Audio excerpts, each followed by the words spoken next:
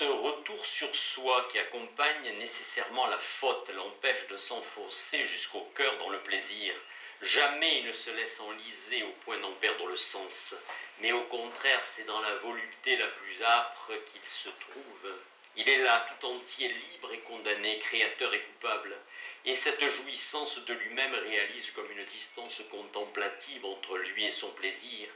La volupté baudelairienne est comme retenue, regardée plus encore que ressentie, on ne s'y plonge point, on l'effleure. Elle est un prétexte, autant qu'une fin. La liberté, le remords la spiritualise. Elle est affinée, désubstantialisée par le mal. Moi je dis la volupté unique et suprême de l'amour gît dans la certitude de faire le mal. Et l'homme et la femme savent de naissance que dans le mal se trouve toute volupté. Et l'on peut comprendre à présent, mais à présent seulement, ce mot de Baudelaire. Tout enfant, j'ai senti dans mon cœur deux sentiments contradictoires, l'horreur de la vie et l'extase de la vie. Ici encore, il ne faut pas envisager cette horreur et cette extase indépendamment l'une de l'autre. L'horreur de la vie, c'est l'horreur du naturel, l'horreur de l'exubérance spontanée de la nature, l'horreur aussi des molles limbes vivantes de la conscience. Puis c'est l'adhésion au conservatisme étriqué de Joseph de Maistre, avec son goût de contraintes et de catégories artificielles. Mais l'extase de la vie naît ensuite, bien abritée par toutes ces barrières. C'est ce mélange tout baudelairien de contemplation et de jouissance, ce plaisir spiritualisé qu'il nomme volupté. C'est les corniflages prudents du mal, quand le corps entier reste en arrière et caresse sans étreindre. On l'a dit impuissant, et sans doute la possession physique trop proche du plaisir naturel ne l'attirait pas particulièrement. Il a dit avec mépris de la femme qu'elle est en rut et veut être foutue. Des intellectuels de son espèce, il reconnaît que plus il cultive les arts, moins il bande, ce qui peut passer pour un aveu. Mais la vie n'est pas la nature, et il avoue, dans Mon cœur mis à nu, qu'il a un goût très vif de la vie et du plaisir, c'est-à-dire de la vie décantée, tenue à distance, recréée par la liberté, du plaisir spiritualisé par le mal. Pour exprimer les choses en termes clairs, il a plus de sensualité que de tempérament. L'homme de tempérament s'oublie dans l'ivresse des sens. Baudelaire ne se perd jamais. L'acte sexuel proprement dit lui fait horreur parce qu'il est naturel et brutal et parce qu'il est au fond une communication avec l'autre. Foutre, c'est aspirer à entrer dans un autre et l'artiste ne sort jamais de lui-même. Mais il existe des plaisirs à distance, voir, palper, respirer la chair de la femme, sans aucun doute ce sont ceux qu'il s'accordait. Il était voyeur et fétichiste, précisément parce que ses vices allègent la volupté, parce qu'il réalise la possession de loin, symboliquement, pour ainsi dire. Le voyeur ne se livre pas. Un frisson obscène et discret le parcourt tout entier pendant que, vêtu jusqu'au cou, il contemple une nudité sans la toucher. Il fait le mal et il le sait. Il possède l'autre à distance et il se garde. Après cela, il importe peu qu'il demandât l'assouvissement à la jouissance solitaire, comme on l'a suggéré, ou à ce qu'il nomme avec une brutalité voulue la fouterie. Même dans le coït, il fut demeuré un solitaire, un onariste, car il ne jouissait au fond que de son péché. L'essentiel, c'est qu'il adorait la vie, mais la vie enchaînée, retenue, effleurée, et que cet amour impur, comme une fleur du mal, naissait sur l'humus de l'horreur. C'est ainsi que dans l'ensemble, il a conçu le péché, avant tout sous la forme de l'érotisme. Les mille autres formes du mal, la trahison, la bassesse, l'envie, la brutalité, l'avarice, tant d'autres encore lui aussi demeuraient tout à fait étrangères. Il a choisi un péché somptueux et aristocratique. Avec ses défauts réels, la paresse et la procrastination, il ne plaisante pas du tout. Il les hait. Il s'en désole. C'est qu'il se dresse contre sa liberté, non contre des fins préétablies. De la même façon, le masochiste baisera les pieds d'une prostituée qui le gifle pour de l'argent et tuera peut-être l'homme qu'il a injurié pour de bon. Il s'agit d'un jeu qui ne tire pas à conséquence, un jeu avec la vie, un jeu avec le mal. Mais justement parce que c'est un jeu avide, Baudelaire s'y plaît, des actes nuls et stériles, sans postérité, un mal fantôme, visé, suggéré plus que réalisé. Rien ne fait sentir davantage la liberté et la solitude. En même temps, les droits du bien ont été sauvegardés. Il ne s'est agi que de frissons. On a glissé, on ne s'est pas vraiment compromis. Buffon, nous dit-on, écrivait en manchette. Pareillement, Baudelaire mettait des gants pour faire l'amour. À partir de la double postulation, le climat intérieur de Baudelaire devient assez facile à décrire. Cet homme a toute sa vie par orgueil et rancune tenté de se faire chose aux yeux des autres et aux siens propres. Il a souhaité se dresser à l'écart de la grande fête sociale à la manière d'une statue, définitive, opaque, inassimilable.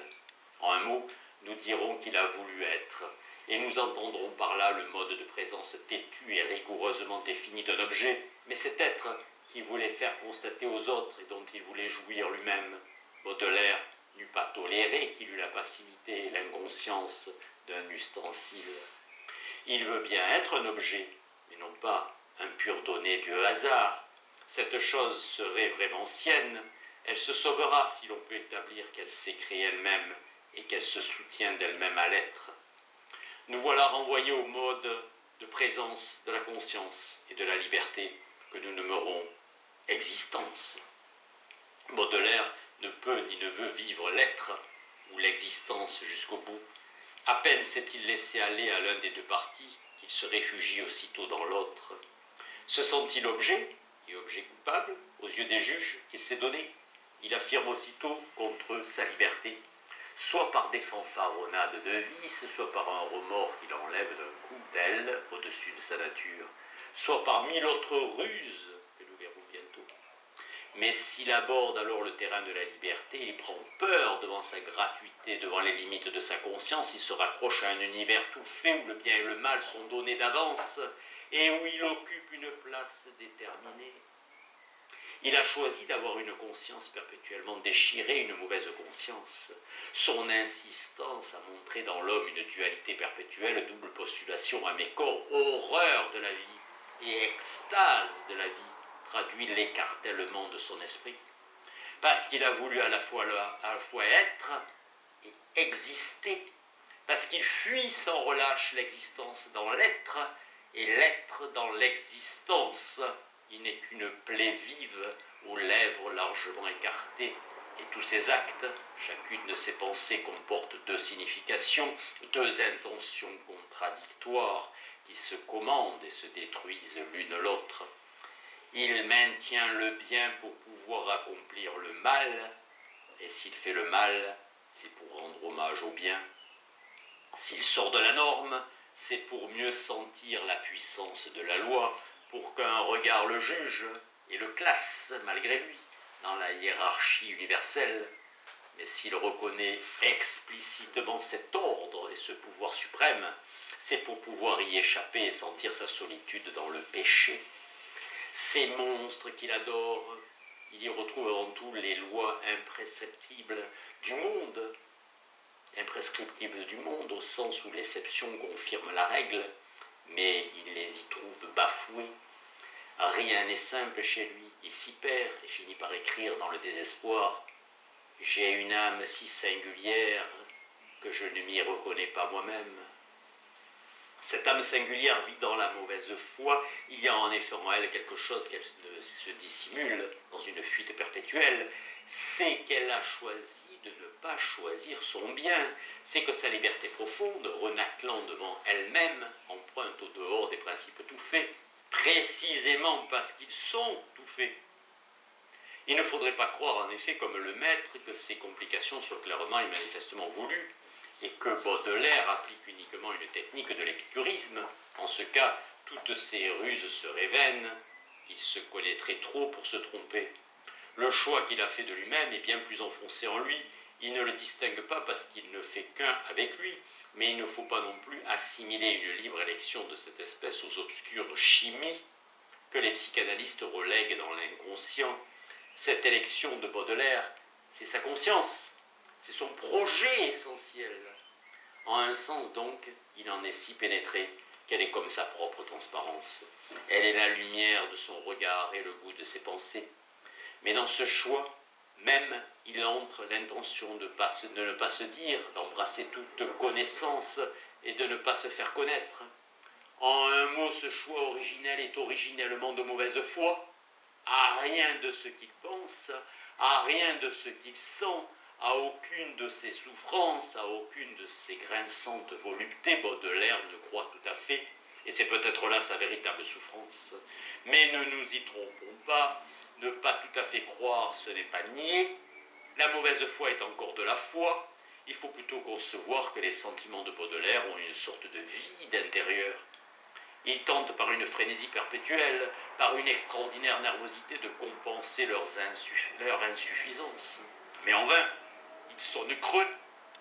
Ils rappellent ce psychasthénique qui, s'étant convaincu d'avoir un ulcère de l'estomac, se roulait par terre, ruisselait de sueur, hurlait, tremblait. Mais la douleur n'y était pas. Si nous pouvions écarter le vocabulaire outré dont Baudelaire use pour se décrire, négliger ces mots d'affreux, de cauchemar, d'horreur, qui se rencontrent à toutes les pages des Fleurs du Mal, et descendre tout au fond de son cœur, peut-être y trouverions-nous, sous les angoisses et les remords, sous le frémissement des nerfs, douce et plus insupportable que les mots les plus pénibles, l'indifférence. Non pas une indifférence languide et provoquée par une insuffisance physiologique, mais plutôt cette impossibilité foncière de se prendre tout à fait au sérieux, qui accompagne à l'ordinaire la mauvaise foi. Tous les traits qui composent son image, il faudra donc les concevoir comme affectés d'un néant subtil et secret. Et les mots dont nous userons pour le peindre, il faudra éviter d'en être dupes, car ils évoquent et suggèrent beaucoup plus qu'ils n'étaient. Rappelons-nous, si nous voulons entrevoir les paysages lunaires de cette âme désolée, qu'un homme n'est jamais qu'une imposture, ayant opté pour le mal, il a choisi de se sentir coupable. C'est à travers le remords qu'il réalise son unicité et sa liberté de pécheur. De toute sa vie, le sentiment de sa culpabilité ne le quittera pas. Il ne s'agit pas d'une conséquence importune de son choix. Le remords a chez lui une importance fonctionnelle. C'est lui qui fait de l'acte un péché, un crime dont on ne repent pas, dont on ne se repent pas, n'est plus un crime, mais tout au plus une malchance. Il semble même que chez lui, le remords ait précédé la faute. À 18 ans déjà, il écrit à sa mère qui n'a pas osé se montrer à M. Opic dans tout son lait. Il s'accuse d'avoir des défauts à foison et qui ne sont plus des défauts agréables. Et tout en se plaignant assez sournoisement des Lazègues, chez qui on l'avait mis pensionnaire, il ajoute « C'est peut-être un bien d'avoir été dénudé et dépoétisé. Je comprends mieux ce qui me manquait. » Lettre du mardi 16 juillet 1839. Par la suite, il ne cessera jamais de s'accuser, et bien entendu il est sincère, ou plutôt sa mauvaise foi est si profonde qu'il n'en est plus le maître. Il a une si violente horreur de lui-même qu'on peut considérer sa vie comme une longue suite de punitions qu'il s'inflige. Par l'autopunition, il se rachète, et selon une expression qui lui est chère, il se rajeunit. Mais en même temps, il se constitue comme coupable. Il désarme sa faute et la consacre pourtant pour l'éternité. Il assimile son propre jugement sur lui-même à celui d'autrui. C'est comme s'il prenait un instantané de sa liberté pécheresse et qu'il la figea pour l'éternité. Pour l'éternité qu'il est le plus irremplaçable des pécheurs, mais dans ce même moment, il la dépasse vers une liberté nouvelle. Il la fuit vers le bien, comme il fuyait le bien vers le mal, et sans doute par-delà le péché présent, la punition vise-t-elle bien plus profondément, bien plus obscurément cette mauvaise foi qui est sa véritable faute, dont il ne veut pas convenir, et que pourtant il cherche à expier. Mais c'est vainement qu'il tente de franchir le cercle vicieux où il s'est enfermé, car le bourreau est d'aussi mauvaise foi que la victime. Le châtiment est une complaisance comme le crime. Il vise une faute librement constituée comme faute par référence à des normes toutes faites. La première et la plus constante de ces peines qu'il s'inflige, c'est sans contredit la lucidité. Cette lucidité, nous en avons vu l'origine. Il s'est placé d'emblée sur le plan de la réflexion parce qu'il voulait saisir son altérité. Mais il en use à présent comme d'un fouet. Cette conscience dans le mal qu'il vante, elle peut être parfois délicieuse. Elle est avant tout lancinante, comme le repentir. Ce regard qu'il dirige sur soi, nous avons vu qu'il l'assimile au regard d'autrui. Il se voit, ou tente de se voir, comme s'il était un autre, et certainement il est impossible de se voir vraiment avec les yeux d'autrui. Nous adhérons trop à nous-mêmes. Mais si nous nous coulons dans la robe du juge, si notre conscience réflexive mime le dégoût et l'indignation à l'égard de la conscience réfléchie, si pour qualifier celle-ci elle emprunte à la morale apprise ses notions et ses mesures, nous pouvons nous donner un moment l'illusion d'avoir introduit une distance entre le réfléchi et la réflexion. Par la lucidité autopunitive, Baudelaire tente de se constituer en objet devant ses propres yeux. Il nous explique qu'en outre cette clairvoyance impitoyable, par un tour habile, peut prendre figure de rachat. Cette action ridicule, lâche ou vile, dont le souvenir m'a un moment agité, est en complète contradiction avec ma vraie nature, ma nature actuelle et l'énergie même avec laquelle je la contemple, le soin inquisitorial avec lequel je l'analyse et la juge, prouve mes hautes et divines aptitudes pour la vertu. Combien trouverait-on dans le monde d'hommes aussi habiles pour se juger, aussi sévères pour se condamner dans les paradis artificiels? Il est vrai qu'il parle ici du fumeur d'opium, mais ne nous a-t-il pas dit que l'ivresse toxique ne produisait pas de modification importante dans la personnalité de l'intoxiqué? C'est lui, ce fumeur, qui se condamne et s'absout. Il est tout baudelairien, ce mécanisme complexe. Dès le moment où je me constitue en objet par la sévérité sociale avec laquelle je me traite, je deviens le juge du même coup, et la liberté s'échappe de la chose jugée pour venir imprégner l'accusateur. Ainsi, par une combinaison nouvelle, Baudelaire tente une fois encore de rejoindre l'existence à l'être. C'est lui-même cette liberté sévère qui échappe à toute condamnation parce qu'elle n'est rien qu'une condamnation, et c'est encore lui, cet être immobilisé dans sa faute, que l'on contemple et que l'on juge, dehors et dedans, à la fois objet et témoin pour lui-même. Il introduit en soi l'œil des autres pour se saisir comme un autre, et dans le moment où il se voit, sa liberté s'affirme, échappe à tous les regards, car elle n'est plus rien qu'un regard.